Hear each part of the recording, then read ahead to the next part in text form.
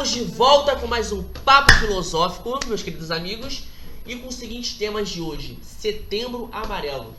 Somente para você. Já vamos começar aí falando um número para você ligar caso você esteja precisando de alguma ajuda, esteja precisando desabafar, conversar sobre alguma coisa, falar sobre o seu caso, que é o número 188 do CVV, que é o Centro de Valorização à Vida. E nós vamos começar falando sobre o que é o Setembro Amarelo. Fala aí. Ele surgiu com um jovem americano de 17 anos, o Michael M., que na verdade ele tirou a própria vida. Como é que foi? Ele tirou a própria vida dirigindo um carro amarelo. E aí os familiares, eles homenagearam ele com fitinhas amarelas no funeral. Aí daí surgiu o Setembro Amarelo. Lembrando que essa data é uma data que é comemorada no Brasil, né? Que é feita no Brasil, porque o Brasil está entre um dos 5 países com maior índice de suicídio. Se você observar, tem muitos casos de suicídio em Japeri, muitos casos no Rio, né? E o estado inteiro, no Brasil no todo. Mas assim, a gente tem muito próximo. A gente já viu aqui em Japeri alguns casos de suicídio, né, comentados, né? Que chegam com um boato, depois se confirma, mas nunca tem uma explicação por que acontece. E esse mês é utilizado justamente para a gente poder discutir esse assunto e fazer com que as pessoas que estão passando por problemas, que estão pensando em fazer isso, elas possam criar a coragem de se manifestar. A luz no fim do túnel. Então essa que é a proposta. Na verdade, esse mês não foi escolhido, ele em 10 de setembro é a data da prevenção contra o suicídio, perdão. E eu tinha anotado aqui os dados, que só nos últimos 28 anos o índice de depressão cresceu em 30% no Brasil. E que essa doença é uma das doenças que mais mata os jovens e idosos, porque afeta drasticamente o cérebro das pessoas, acaba mexendo com o emocional. E é muito triste ver isso, porque mexe com o psicológico e isso são causados por diversos motivos. Como? Ainda não é comprovado, na verdade, os motivos que causam a depressão, né? Mas sempre tem um gatilho, sabe? Problemas familiares ou problemas do convívio da escola, o bullying também traz muito isso. E assim, é bom a gente identificar, tipo, o próximo, como eles estão, sabe? Porque depressão é um ciclo, que tipo assim, a pessoa ela pode estar no fundo do poço no momento e ela tem picos de euforia. Então assim, gente, depressão elas riem, elas interagem, mas é sempre bom a gente prestar muita atenção nesse tipo de coisa. Verdade. Né? Se você tem dificuldade aí de levantar da cama, fazer coisas simples que você fazia antes, procura ajuda, sério. Muito importante. Se vocês tivessem um colega de sala passando por uma situação dessa, como é que vocês agiriam? Tipo assim, você percebeu que ele tipo assim, não está afim de sair, não quer interagir com a galera, o que você faria num caso desse? Como é que você agiria em relação a isso? Então, eu já tive essa questão com pessoas próximas e eu já incentivei a pessoa a sair comigo, mesmo que forçando mais a barra, sabe, pra que ela tipo, saia daquele mundinho dela e perceba o sentido da vida, que eu estava falando hoje dentro de sala de aula, que a gente abordou esse assunto. Já tive essa experiência. E vocês? E aí, Pedro? Gente, pode falar. Não. Então, uma coisa bem normal que as pessoas antigas falam, no caso, tipo, eu já vi familiares meus falando isso, que é bem mais velho, eles falam, esse negócio de depressão, suicídio, isso é bobeira. Na minha época não tinha isso. Na minha época não tinha isso. Na verdade, eu acho que sempre existiu, né? Só não era exposto, só não era tão aberto assim, né, pro mundo todo ver. Não é modinha, não é bobeira, isso é sério, né? A pessoa não escolhe ter depressão e fala, eu quero ter depressão.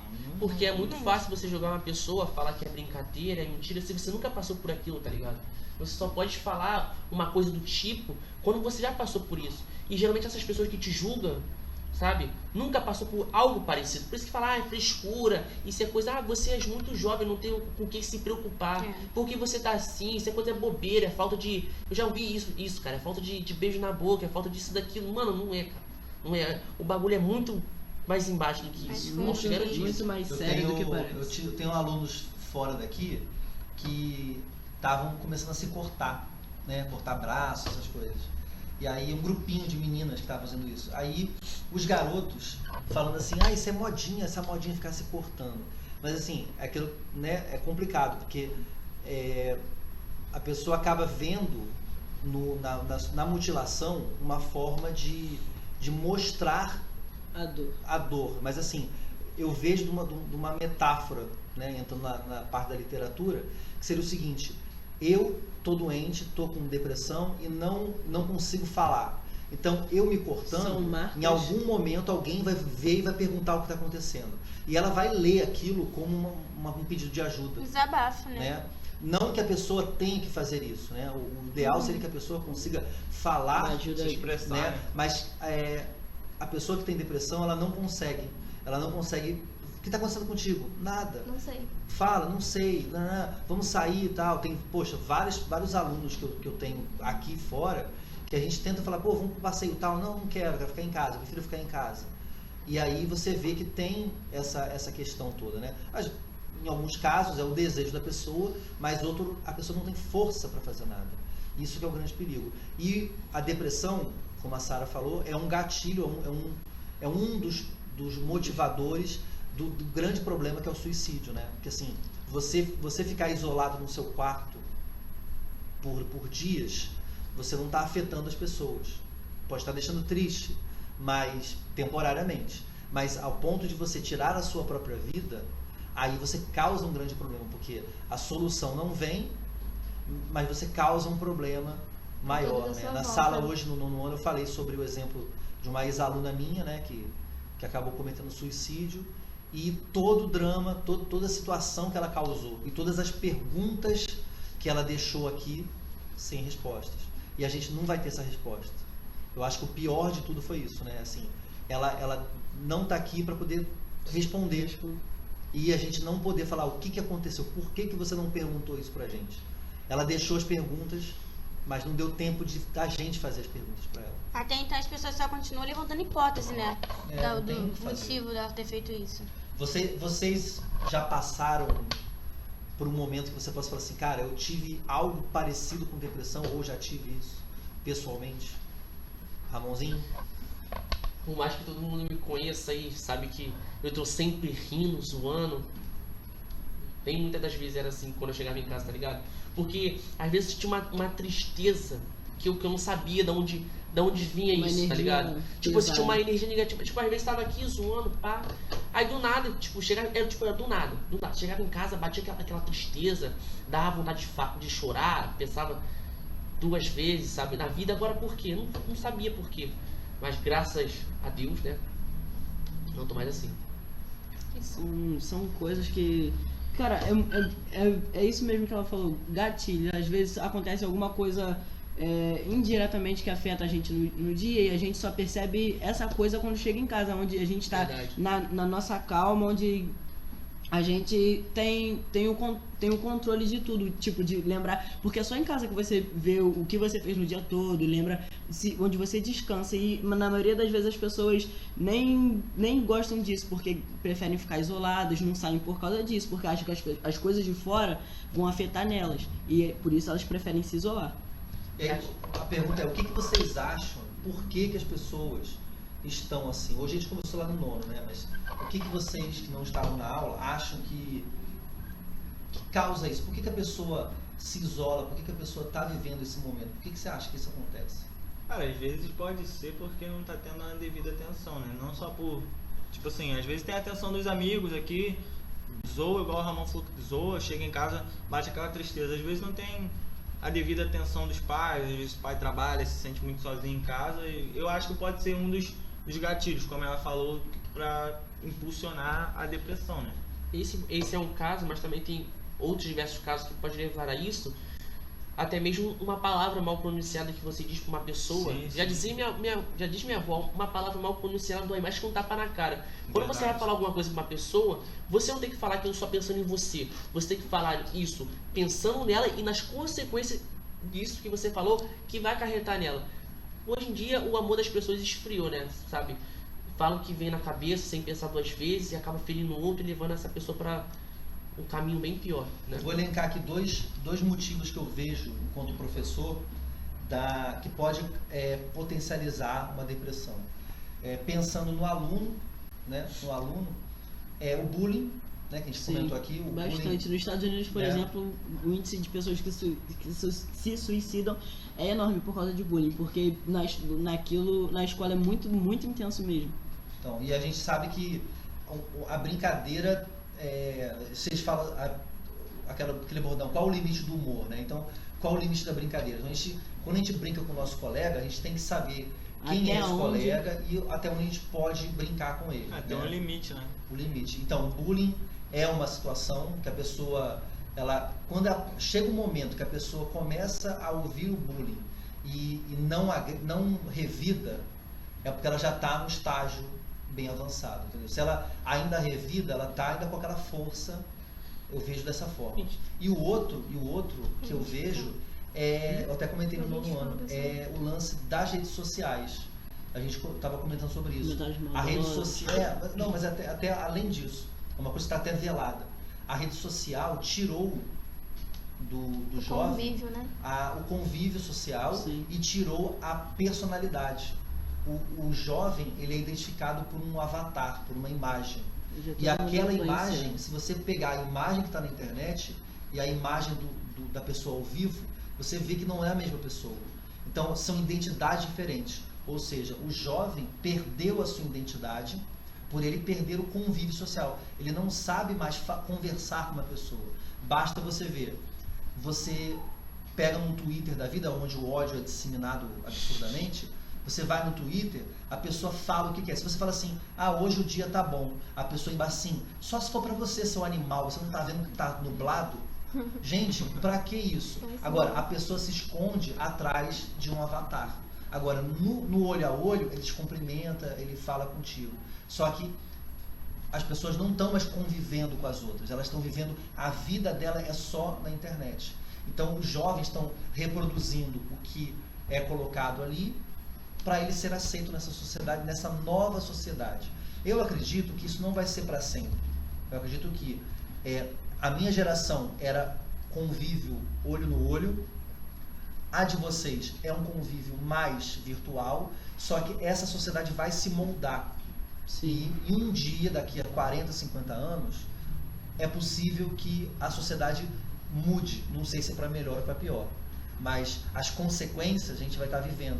Porque vocês vivem muito na internet e não sabem o que é um abraço. A tecnologia, né? A tecnologia nos últimos anos veio amassando tudo e tipo, foi um salto enorme, porque o telefone antigamente assim, tá ligado? No disquinho, rodava agora aqui, ó, na tua mão. Você não, o telefone você não usa mais pra até um tempinho atrás a galera tava até tarde da noite, tu via grupinho jogando de amigos queimado, conversando na rua, jogando queimado, jogando futebol até 9, 10 horas da noite. Cara, meu primo não sabe o que é subir em uma árvore, cara. Então, só quer saber de jogo no celular, mano. Então, isso aí é um conjunto. Por quê? Por que nós não ficamos mais nas nossas ruas brincando? É isso que eu tava pensando, por conta da violência. Então, a violência fez com que os jovens, os pais, fizessem os filhos ficarem em casa. Aí, o que os pais têm que fazer? O filho lá, ocioso, não vai ficar. Então, deixa o moleque na internet. Só que a internet é que é a porta de entrada para isso. Porque é ali que ele vai ver, como eu falei na sala hoje, é ali que ele vai aprender a fazer um bolo gostoso e é ali que ele vai aprender a receita de como cometer um suicídio. Verdade. Então, é muito perigoso. Se o pai não tiver alerta, se o pai não tiver atento, monitorando o que o seu filho está fazendo, a chance é muito grande. E a gente tem no nosso convívio vários nossos coleguinhas, nossos alunos que passam por isso, não ao extremo de querer se matar, mas assim, passam pela depressão, né? E a gente olha e fala assim, pô, a gente não pode fazer muita coisa, porque o humor está além da gente, né? Então, esse mês serve para isso, para a gente parar para refletir. Hoje a aula no 9º ano foi sinistra, né? Porque a galera desabafou, a galera conversou, falou dos seus problemas pessoais, falou de pai, de mãe, de si mesmo, de parentes, pessoas choraram. E eu acho que é interessante, porque a gente consegue refletir. Se a gente não tem esse momento, né, uma data específica, apesar de todo dia ter que falar sobre esse assunto, né, igual o Natal. O Natal dá a cesta básica para um pobre, mas o ano inteiro o cara passa fome. Natal tem que ser todo dia. Então, ainda mais pela parte religiosa, né? Quem vive muito, quem acredita bastante na parte religiosa, o Natal é todo dia.